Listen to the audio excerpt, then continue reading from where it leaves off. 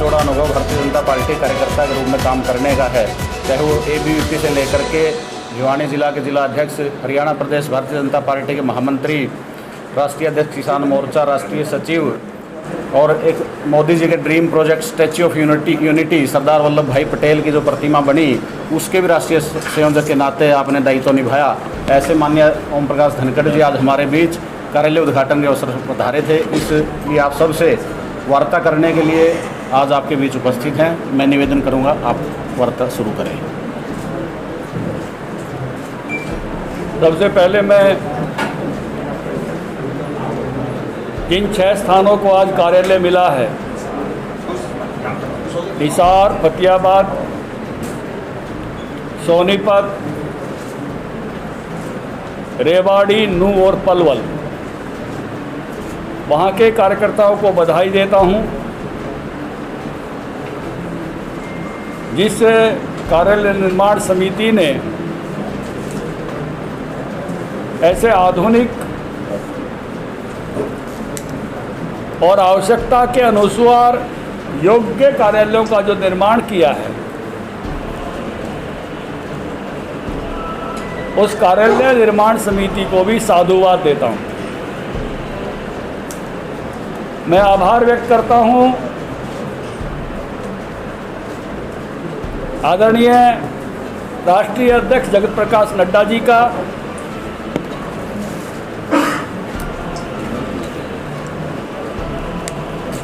हमारे मुख्यमंत्री आदरणीय मनोहर लाल जी का, हमारे प्रभारी डॉक्टर अनिल जैन जी का,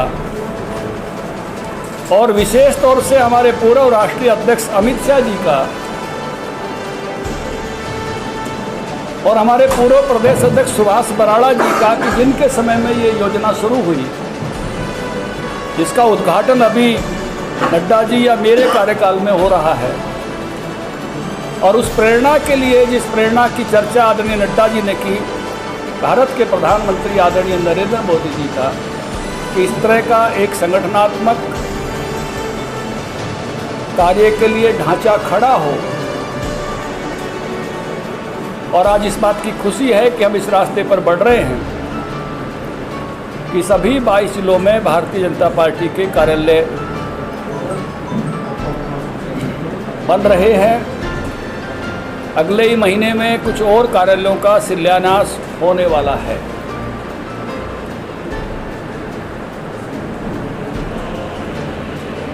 प्रदेश अध्यक्ष का दायित्व संभालते ही एक आह्वान मैंने कार्यकर्ताओं को किया है कि भारतीय जनता पार्टी का हर कार्यकर्ता कम से कम एक पेड़ लगाए और उसका संरक्षण और पोषण भी करे। हरियाणा ऐसा क्षेत्र है जहां वानिकी क्षेत्र बहुत मामूली है, और बढ़ती हुई आबादी और बढ़ते हुए बाकी ट्रांसपोर्ट के जो साधन हैं और आधुनिकता के जो अन्य साधन हैं, जैसे हम यहाँ बैठ के शीतलता का जो आनंद ले रहे हैं, और उद्योगों के कारण से जो ऑक्सीजन की पर्याप्त मात्रा या पर्यावरण का शुद्ध रहना, वो बहुत ही महती आवश्यकता है। पेड़ हमारे बाहरी फेफड़े हैं। इन्हीं दिनों में एक पोस्ट बड़ी वायरल हुई, मैं उसका चर्चा प्रासंगिक रूप से करना चाहूँगा। किसी व्यक्ति को हॉस्पिटलाइज होना पड़ा, उसका ऑक्सीजन का लेवल कम हो गया।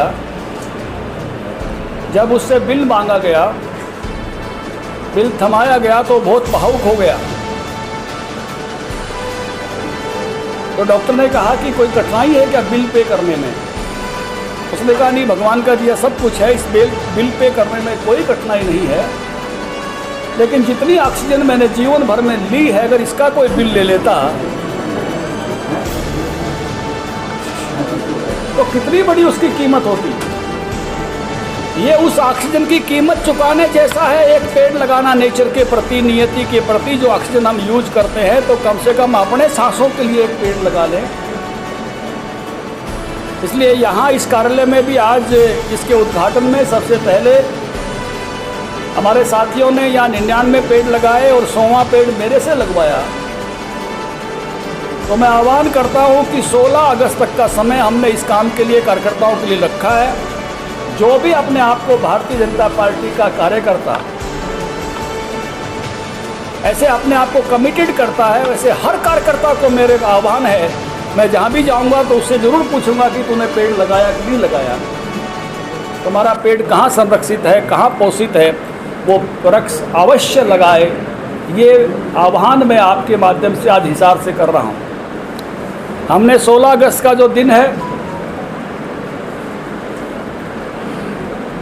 वो भारत के पूर्व प्रधानमंत्री, देश के बहुत ही महान नेता श्रद्धेय अटल बिहारी वाजपेयी जी की पुण्यतिथि है। हमने उस दिन तक इस आह्वान को रखा है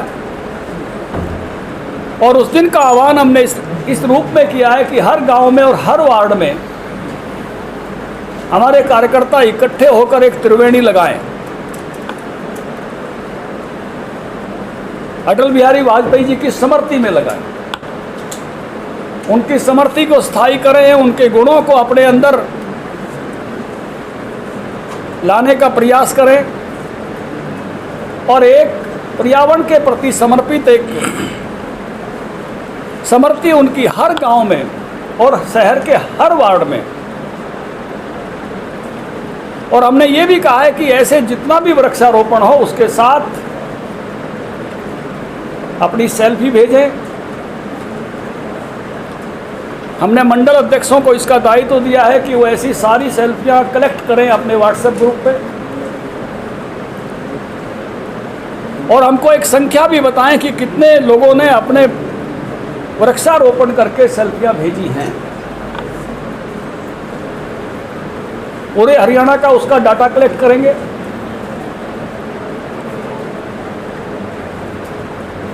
और पर्यावरण संरक्षण के प्रति एक, मैं कहूँगा कि ये बहुत बड़ा यज्ञ है। यज्ञ जिस प्रकार से थोड़े समय के लिए ऑक्सीजन को शुद्ध करता है, वृक्ष लगातार यज्ञ की भूमिका निभाता है, लगातार एक देवता की भूमिका निभाता है जो हमको देता है, जो पुण्य भी है और ज़रूरत भी है। कुछ काम केवल पुण्य के लिए हो सकते हैं, ज़रूरत नहीं हो सकती, लेकिन ये ऐसा काम है जो मानवता की, इंसानियत की, प्राणी मात्र की, जीव मात्र की ज़रूरत भी है और पुण्य भी है। सब इसका सहभागी बने। पता था मुझे कोई महामंत्री बनाएगा। 3 महीने का जिला अध्यक्ष तो अगले 3 साल तक अपनी जिला अध्यक्ष की सोचता है, लेकिन मुझे पार्टी का प्रदेश महामंत्री बना दिया 2 बार।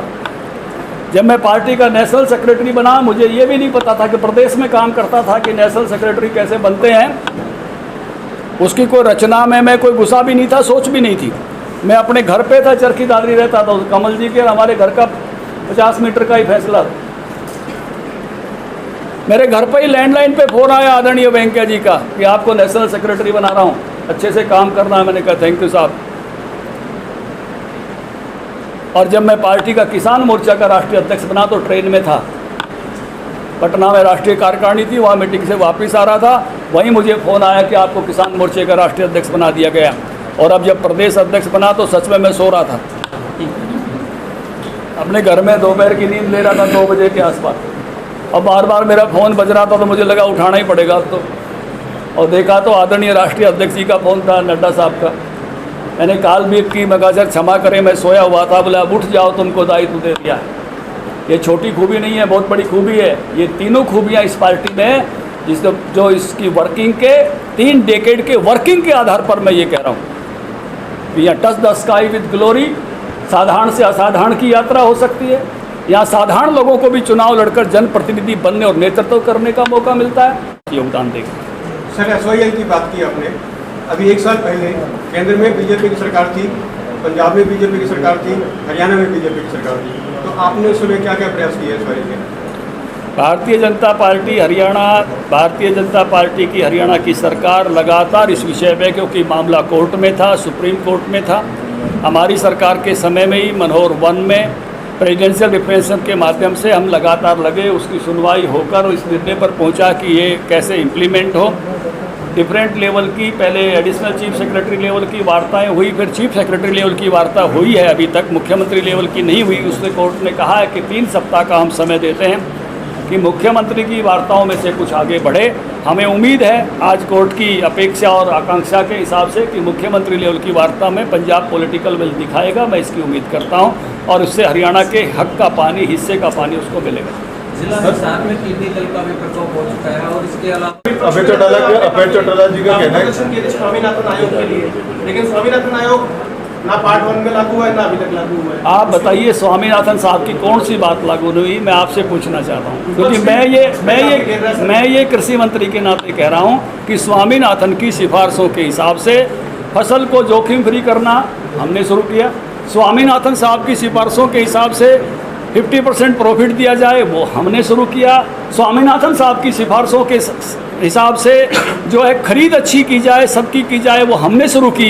स्वामीनाथन साहब ने तो हमको सर्टिफिकेट दे दिया, हमारी प्रशंसा वो खुद कर चुके हैं, एमएस स्वामीनाथन साहब। अब आप कब संतुष्ट हो गए वो मुझे देखना है। इलेक्शंस को लेकर क्या तैयारी? स्वामीनाथन ने 2 बार कहा है। 2 बार का अभय चौटाला जी का कहना है कि सरकार के सिस्टम होता है, सिस्टम कभी भी, आप किसी भी सिस्टम को परफेक्ट नहीं कह सकते, हमेशा सिस्टम में सुधार की गुंजाइश रहती है। जो ही चैलेंज आएगा आपको नया सुधार करना पड़ेगा। जब आप नए लेवल पर जाते हो तो केवल निंदा के लिए निंदा करना ये उचित नहीं है। सरकार नए लेवल पर जा रही है और अच्छा करने के लिए जा रही है।